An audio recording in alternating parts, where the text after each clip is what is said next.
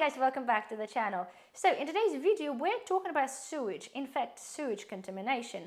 First of all, it's probably not a surprise and you've probably seen this on the news already. There's been 17 places in Wales that have been given do not swim warning due to the sewage contamination. We're talking about the seas.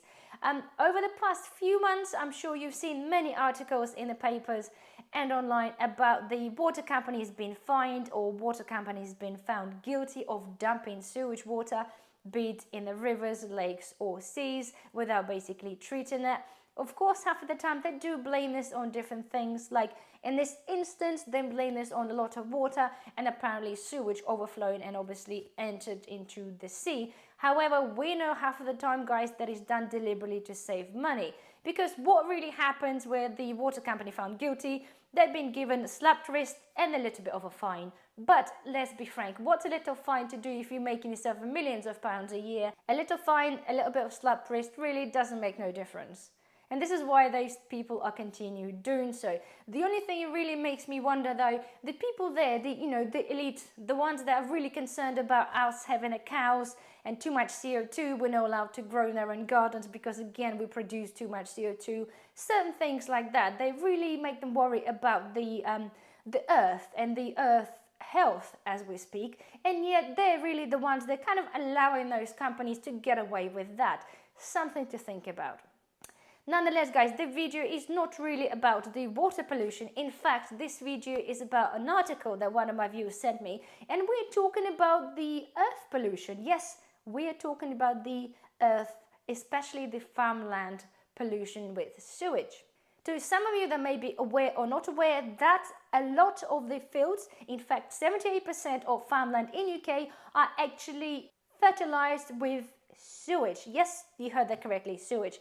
If you asked me that good a few years ago and somebody would told me, do you know what, that field's got human shit in it, would I believe it? No. But yes, guys, it is the case.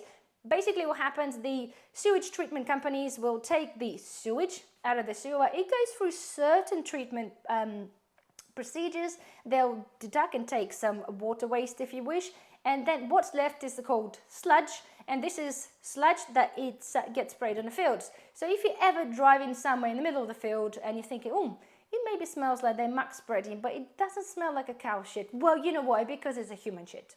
So nonetheless, now you know. So now let's proceed to the article. I will put the link down to this article below. The article is by the Unearthed, which is the investigative journalism part of a Greenpeace. What they do, they basically do investigative journalism, and they're finding out the things that they really don't want you to know. And in this instance, and by them I do mean government and the other powers of be. And in this instance, yes, this article was a secret article and they only managed to get the information due to the Freedom of Information Act. So it is quite a long article, guys, but just in a nutshell, I'm going to just take you through what is in it. Again, you're welcome to read this and you make your own conclusions. But they basically, as I said, guys, so 78% of a sewage, that is sewage sludge, is destined for the UK fields. And as I said earlier, they have to go through specific procedures of clearing some water and spreading this. In fact, many people think and many people are into or for the sewage waste into the fields because, well, in fact, it's organic, isn't it? Technically, if it's just a human waste, then it's organic and there's nothing wrong with this. And it's better it being end up in on the growing field rather than being in a landfill or being burnt.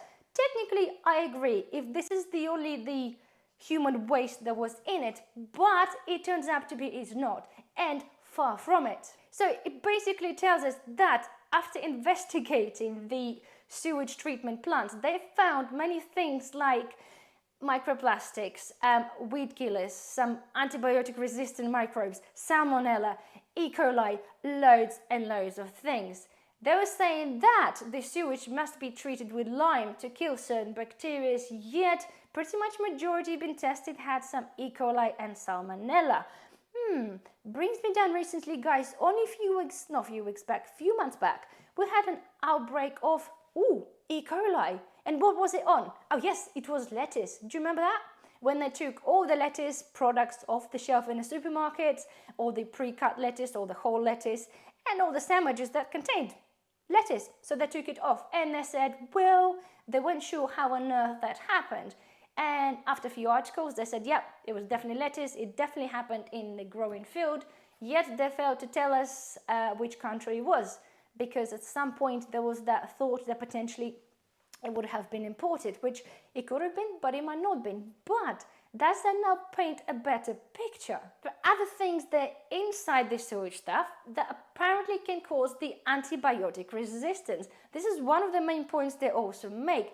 Don't forget, we've always been pushed this upon us to say, well, we really want to fight antibiotic resistance because, you know, the meat that we eat, or the fish, or what, not fish, sorry, the meat that we eat, they're pumped with the antibiotics. That means when you consume the food, and then if you later, guys, if you need to have, God forbid, antibiotic treatment, you potentially can become resistant to it because your body has been consuming that for a long period of time and are now deemed useless. This is what generally they're trying to avoid. Yet, by having this in the soil and further on in the produce kind of beats the objective. Apparently, certain tests and certain companies, they've got in touch with the DEFRA and Environmental Agency good few years ago, and they told them that potentially there is a little bit of unfair practices going on, and they need to have a look at the situation and actually do a bit of investigating and actually change the system a little bit into a modern, bring this into the modern day. And apparently they said, well, it wasn't quite an economical or political priority, so that kind of left it be. So this issue was there already a little while back. However, the point being as well, guys, those practices, okay, the things that they do to test for certain things in the sewage were from like way over 30 years ago.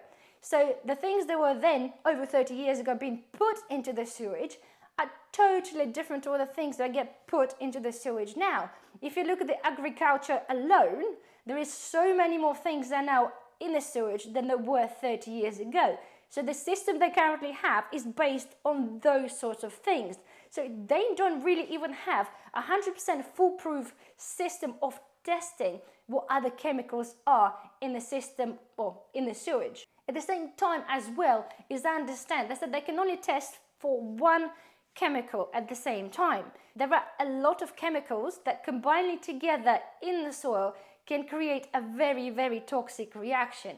Another point as well, that none of them are actually able to tell you. There is not enough research or not enough guidance to actually say what acceptable amount of certain thing is bad for you. Nonetheless, the guys can't do this for a single thing, but they know it's bad.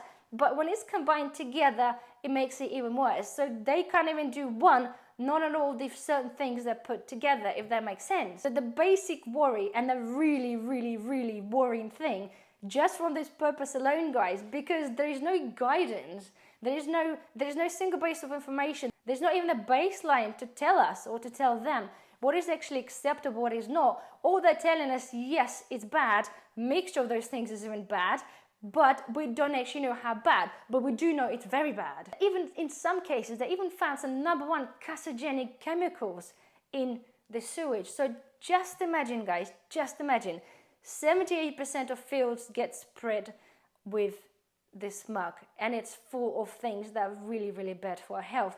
According to one of the water spokesmen, though, to spreading all this stuff, it's very good for the environment because it puts all the goodness back into the soil. But so it looks like that person kind of forgot all the other shit that's in it. It's actually very bad for us humans. But that's okay because the water person said it's okay because it's good for the environment. Everybody else must have to think that it's actually a-okay. And then, of course, guys, there are microplastics in there as well, in quite a huge quantities. They said that by cleaning up this sewage, or, well, in the remaining sludge, 90% of microplastics are left in there, plus another chemical that gets leached from the plastics altogether. So as you can see, on the top of everything else, we also have a pollution of microplastics in the soil. There also research proving that after the prolonged spraying of the soil, that literally makes the soil deemed useless. We already know and can understand that all the other microbes and everything else is bad for the soil, but having that on the top of that, it's pretty bad. And the fact is, that no longer makes it organic. So even if there's farms here, they're using that and growing their organic crops, they are no longer organic if they're grown in a soil that's full of chemicals and pesticides. And the point is, even with the best of desires from the farmers, apparently the old days, every time or single farmer used to have a single place of contact when they collected the human waste to spread on the field. Apparently now there's a lot of middlemen, a lot of other companies that kind of now taking the control, and of course everybody's there to make money and everybody's there to save money. So now apparently there's not even a single point contact, so they will take the mixture of all the sewage companies and kind of mix that together, and we'll just call it a mixed sewage or whatever they call that, and then obviously pass it on into the farmer or spread it, whatever, however way it goes. They themselves have actually no control. So whether before in the old days, at least a farmer knew exactly which company and what did they do to clean this, and at least somebody could maybe pinpoint a little bit better or control that a little bit better. Now, because of the chain of people, such a vast one, it's very difficult to control and understand. So I totally get the fact that even the farmers themselves probably be none the wiser what sort of stuff is actually in there, and they won't be able to trace this to a single source. So that's that, guys. That it's a pretty shitty state of events, excuse the punt. As it goes, the moral of the story, guys, right? You know, we all, as a channel, obviously preparedness and of course the food sustainability, and I always encourage people to try to grow certain things and, you know, try to be able to grow a little bit of food probably can go a long way. The more we delve into the things, the more I do research on my channel for certain things that are in our foods, in our growing soils, and many things. It really makes it scary. So the suggestion, yes guys, of course, trying to grow your own if possible in certain scenarios. The thing is with the E. coli and things like that, the outbreaks of E. coli have been happening quite a lot recently. I can barely point it out to anything. I just wonder whether it's out of choice or not. But as we know, or hopefully you know, but the most susceptible things are like salad crops and the leafy crops, okay? Because the Salmonella E. coli, it's in the soil, and it'll kind of, if they fertilize that, it will be on the leaves, and it's very difficult to wash it off properly. And as I said, guys, I totally understand. We cannot possibly grow enough ourselves to you know, to sustain ourselves, and obviously there's something have to be done. But my point is in this video not to say, okay, like, let's just grow everything ourselves. The point is to raise awareness, and I think it's very important. And as I said earlier, it is quite an eye-opener for me to actually not only know there's got human shit on our food, you know, food field, but the fact is they're actually contaminated for so many things that it's really not even worth thinking about. That is something that I think we all need to be really aware of, and obviously you make your own conclusion to what you want to do, but to me, the organic foods are suddenly worth that much more. Are they really that organic? Is it worth paying 4 times more for a cauliflower because it's got organic badge on it? I don't think so, but that's just personally my choice. Anyway, guys, well, hopefully you find this video somewhat useful. Please share this, thumbs up, subscribe if you haven't already, and I shall see you in the next one. Bye-bye.